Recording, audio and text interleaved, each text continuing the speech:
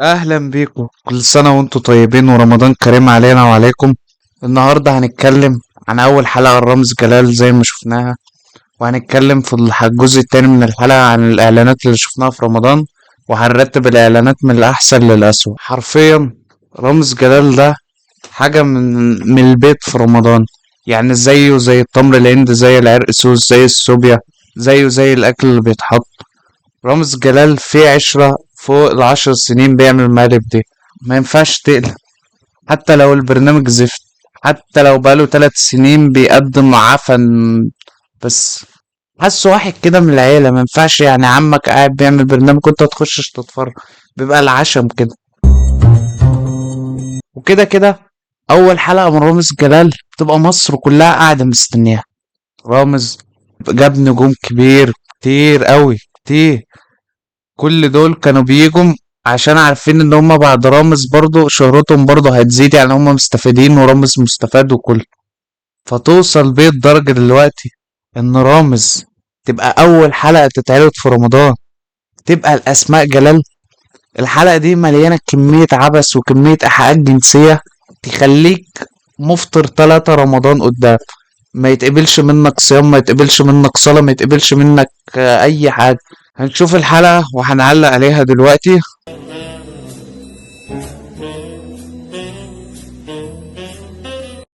الفوتيه في الأمباليه.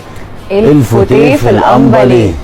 مين البرنامج الوحيد اللي هيبقى السيفون في الكولون، الشد في الهون، ايد الدق جون، جاي لرامز. اعمل بقى مش واخد بالك. اوه انا فين؟ اقعدوا صوتي بقى المشهد فوق ال20 مرة. هشوف ايه انا ما شفتوش؟ فيها ايه سينمائيا يتعاد ويجذب عين المشاهد؟ خلاص يا بابا خلاص، والمصحف شفنا، والمصحف اللي انت عايز توريه لنا احنا شفناه من اول مرة. خلاص. استغفر الله العظيم بقى يا عم، هات الكاميرا من ناحية تانية، خلي الكاميرا مع حد غيري. لا يا فنان احنا لسه بدأنا. انت وقعت على ايدي. يا نهار اسود. ده في سفنج واقع على ايدك ايه؟ الهبل ده.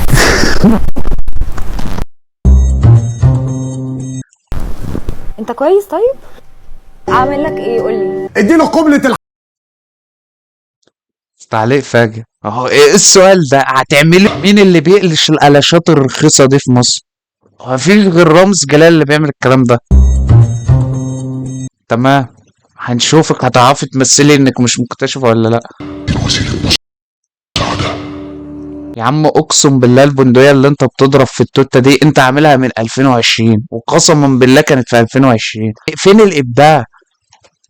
الزتونة في البالونة. قالش رخيص والله، قالش رخيص، ده راجل كبير متصاب وبتضحك. مثلي بقى انك خايفة، كملي. هو عايزة بس تعمل كده ويقوم ناتش. رامز دي هتجيب ضحك مع الجمهور، دي هتجيب ضحك عالي. ناس لسه فترة وخلاص كسروا صيامهم وبقالهم 12 ساعة ما بيشتموش، فاحنا لازم نخليهم يسبوا ملة ودين دلوقتي. خافش من دوكو انت جايبهم دريم بارك، جايبهم بتاع هيقعدوا يتنططوا، دي اللي كنا بنروح وكل واحد يقعد يتنطط، وساعات تنزل على وش صاحبك لو تقيل بقى ينزل يطبقك، ولا دخلت فرختين.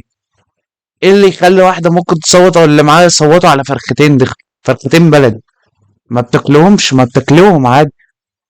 دي مش العشرة، دي الفرش. خليك يعني بس خلاص. طب ما انت شاطر اهو، ست بيت وقبة ومسكت الفرخة كده هو، ولا فلصت منك ولا امال اللي ايه؟ اوه ايه؟ أوه. خلاص يا فنانة يا توجعش كده عادي بقى. الواد سيب اعداء الواد على اخره، الواد على اخره ومش قادر. سيب اعداء الواد، الشعب المصري دلوقتي كله على اخره. معانا 3 احيه، 2 طلقة، 7 شتيمة، و 12 او 14 لحد دلوقتي. انا صايم وكنت لسه فاطر لما اشوف واحد ناتش واحدة سائل لزج زي ده، المفروض مخيلتي توديني فين؟ لسه فاطر وبقول يا رب. الشعب المصري كله راح في حتة تانية وليهم حق الصراحة. زود 2 شتيمة دلوقتي. لا حق، هي ازاي اصلا ضحكتك؟ مين الممثلة اللي يستحيل تشتغل العادة؟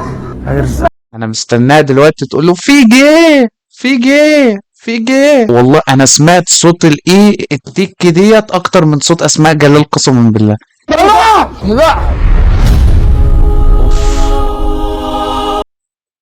ديت لفتة عبقرية من المخرج. تخيل اسماء جلال هي اللي وقعت الاول. افتحي يا اسماء البريزة. يا جماعه بجد بقى. طيب لازم الفيشة تدخل في البريزة.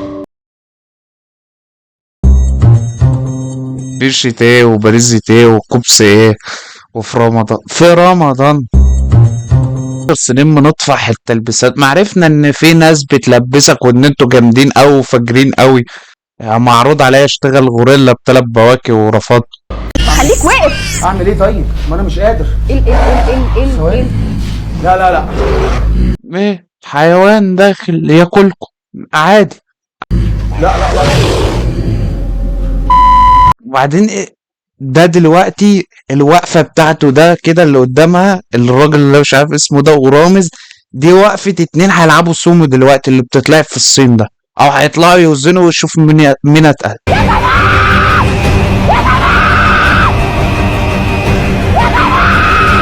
المفروض حسين الشحات يجي المقلب الحلقة الجاية بقى بعدها برضو نخرجه نحميه يبقى نضيف راجل محترم كده يطلع يروح النادي الأهلي ما ضربش حد على وشه تاني.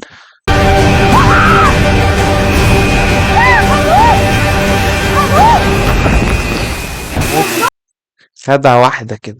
سلام بقى صاحبك اللي بقالك 3 سنين يا عمدة. بتعمل ايه يا اسطى بتعمل ايه؟ بتعمل ايه؟ الله يخرب بيتك في كاميرات.